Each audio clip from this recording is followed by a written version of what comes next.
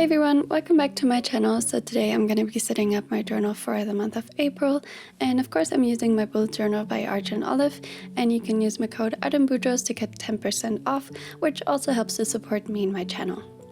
So as always, I'm going to be starting off with a flip through of my March setup, and I really love the color palette for this one, and funnily enough the one I chose for April is kind of similar, but it still has a really different feel.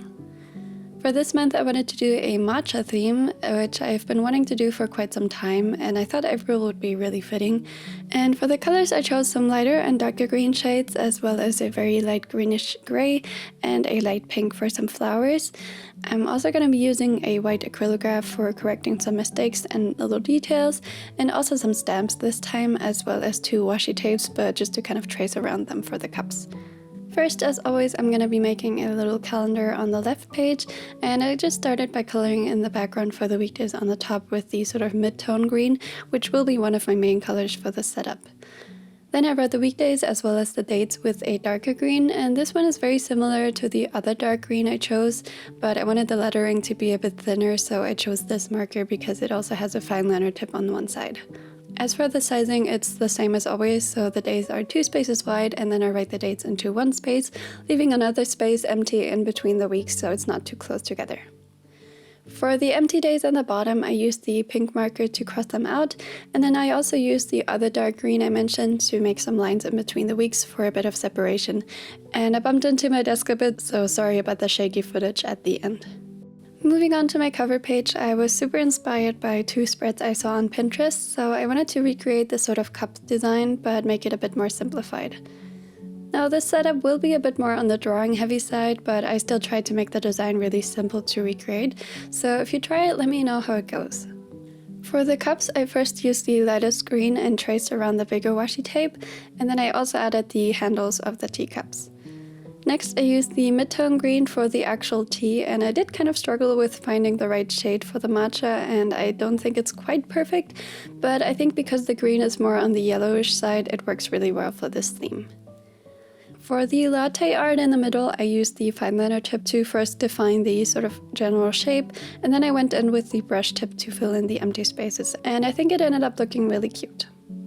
For this first design, there is a white heart in the very middle, and then the colors sort of alternate towards the outside. Of course, you could also do some different designs. I made this one and then a sort of leaf design for the bottom one, and I just looked up some latte art as reference. I also tried to color in mostly one direction and not to overlap the strokes too much, because as you can see that makes the color a lot darker, but it definitely doesn't have to be perfect as always, and I did also correct some spots where I went outside the lines with the white acrylograph. Now you could totally just stop here if you want, but I decided to add just a bit more shading to the cup with the lightest green, and also to the matcha with the dark green sort of around the rim. I just kind of added it to the bottom left and the top right, and I also feathered out the strokes a little bit, which I think makes it look a bit more natural. Then I also used the white acrylograph to add a little bit of shine to the tea, and then I just outlined it with the mid-tone green to make it pop.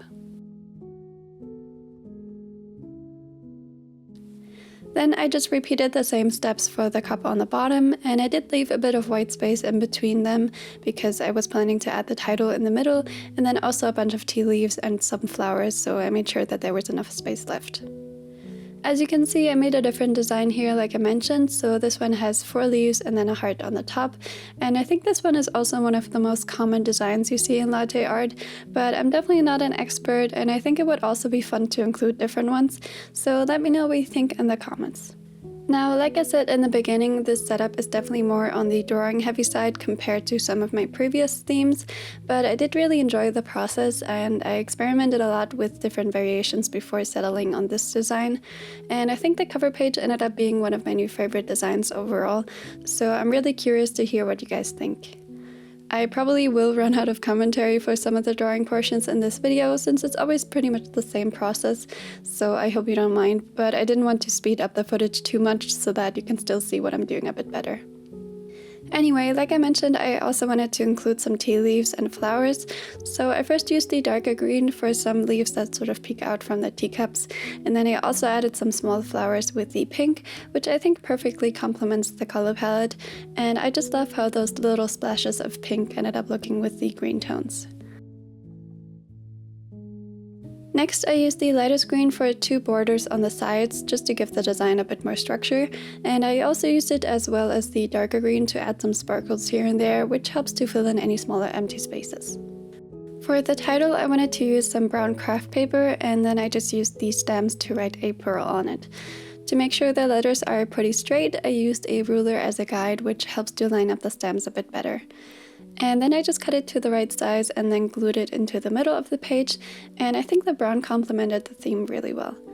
So that's it for these first 2 pages. I really love how they turned out, and let's move on to my habit trackers. I kept the title in the same style as for the cover page, so I'm first using the stamps on the brown craft paper. And by the way, I'm not using any specific brand, I just bought some from my local art store.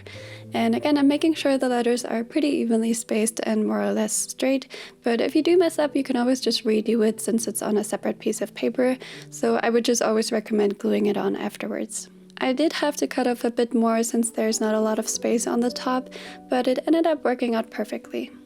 For the sides, I just used the lightest green to color in 2 strips because I wanted to keep it pretty simple, and then for the trackers I'm using the same layout as last month, so I have 3 trackers on each side with some space in the middle for doodles. I first used the mid-tone green for the background of the titles, since I wanted it to be the sort of main color in the setup, and then I used the darker green for the borders of the actual trackers. And as for the sizing, the sections are 7 spaces wide and 8 spaces tall, and I left 1 space empty in between the titles and the boxes, and then another one in between each tracker. And lastly, the empty section in the middle is 10 spaces wide, which ended up working out perfectly in my journal. Since I wanted to write the weekdays into the first row of the sections, I colored in the background with the lightest green, and then I wrote the titles and the weekdays with that same darker green that I used before. This month I'm tracking doing my morning routine, getting up before 9 AM, doing some stretches, practicing 3D sculpting, studying Korean, and doing my nighttime routine. And then to fill them in, I always just draw a circle if I complete it, and I cross out the day if I don't. Lastly, I also crossed out the first few days of May again with the pink marker, and then I moved on to the middle section where I basically made the same design as on the cover page, but a bit smaller. First, I used a bit of a thinner washi tape to outline the cups again, and I also used it to sketch out the inner portion for the tea beforehand. Then I added the handles again, and then I started coloring in the matcha just like before, but I did reverse the design so that it doesn't just look the exact same. Now, I don't really have anything else to add here, so I hope you enjoy this little time lapse.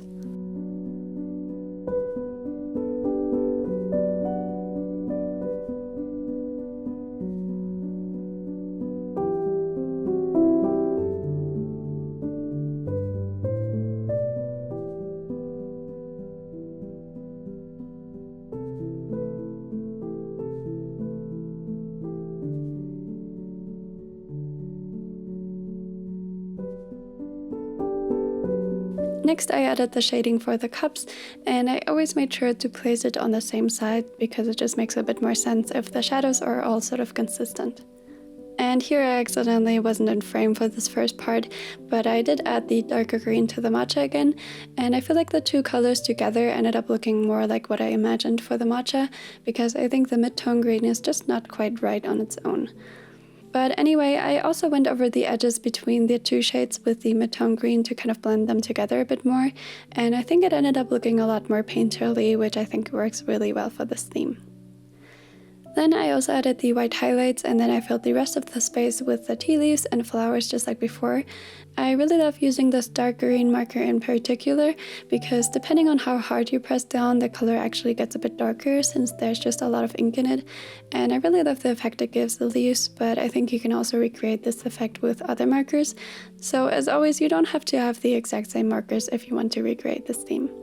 Lastly, I added some of the sparkles again, and then on the bottom I also wanted to include some weekly habits as always, so I switched between the mid-tone and the really light green for the backgrounds to just give the spread a bit more variation. Then I wrote down the habits with the darker green fine liner again to keep things consistent, and I'm tracking my usual habits, so making my weekly spreads, having a self-care day, doing a weekly reset, and practicing piano. And then I also added 5 circles for each of the weeks on the right that I can fill in or cross out depending on if I completed the habit or not. For the other page, I'm first making the same style of title, and as per usual, this is just going to be a page with some very simple sections that I use to plan out my month and just to have a bit of an overview of my tasks and goals. I split up the page into 6 sections in total, but of course you could include however many you want, and I use the mid-tone and the light green again as a background for the titles, and then the darker green for the borders. Each section is 11 spaces wide, and I leave 2 spaces empty in between them horizontally and 1 space vertically, and I also left 1 space empty underneath the titles as always to include a bit more white space. Then I'm writing the titles with the darker green into the middle of each section, and I use them to plan out my general tasks, workouts, YouTube related stuff, some self-care ideas, events and goals, and lastly I also added some little pink flowers in the corners just to add a bit more color. And that's it for these 2 pages, so let's move on to my first weekly spread of this month. For this one I wanted to use a layout where I split both pages into 12 square sections in total, and then I used 7 of them for my daily sections, 2 of them for some tasks and goals, and the rest for a mini calendar, which you can see me make here, as well as some doodles. Each section is 11 by 11 spaces, and again there are 2 spaces empty in between them horizontally and then 1 space vertically.